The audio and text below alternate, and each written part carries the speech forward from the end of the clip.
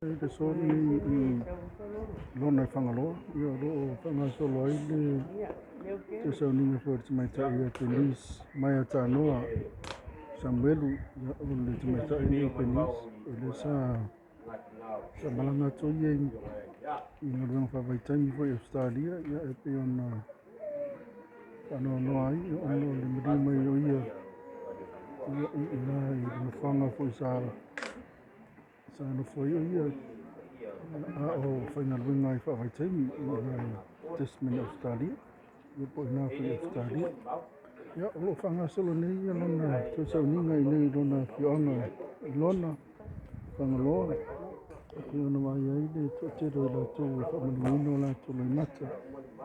Ia o le mawhitanga o motia ma le tuafini, mata whai lea ia o se uso, se anti, o se tina fo. Tina ia oBernice, ia pe ona sila mai ai. Ia ona sili ona ata te mea o soifua mai, I te mata oBernice. Ia o tona mai lona sā fo I nei lona ainga I nei lona whangaloa.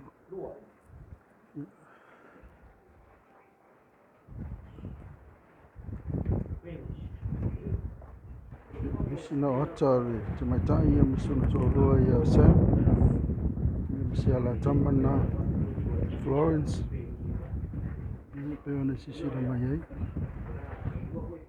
Misi na ata te maitai ia aso o soifua.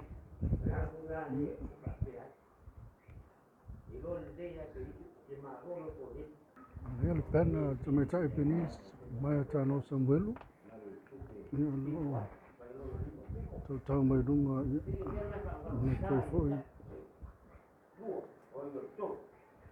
I mai o whaanga mai la hinga asolua, mai whaitu whapet whanau. Ia o le pena na te maitai oBernice, Maeata'anoa Samuelu.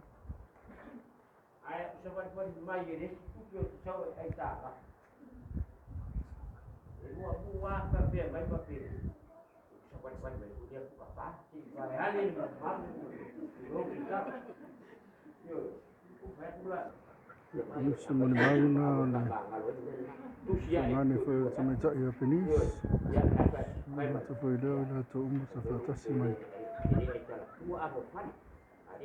Ia wā hoi mana wina le taimi o le te maitai oBernice. Ia ne te sila trai lona whianga mona nuu, lona ainga whai nei lona whangaloa.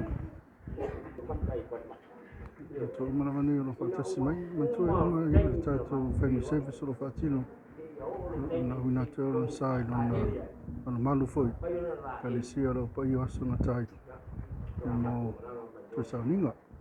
Ia, tō te ringa I lātou lo mafuta mai tini whafo.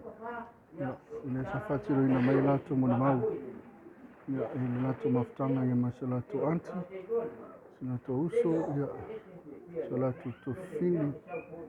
Ia, ma se le tana tō wō pele ia I lātou. Ia te maitai oBernice, Maeata'anoa Samuelu.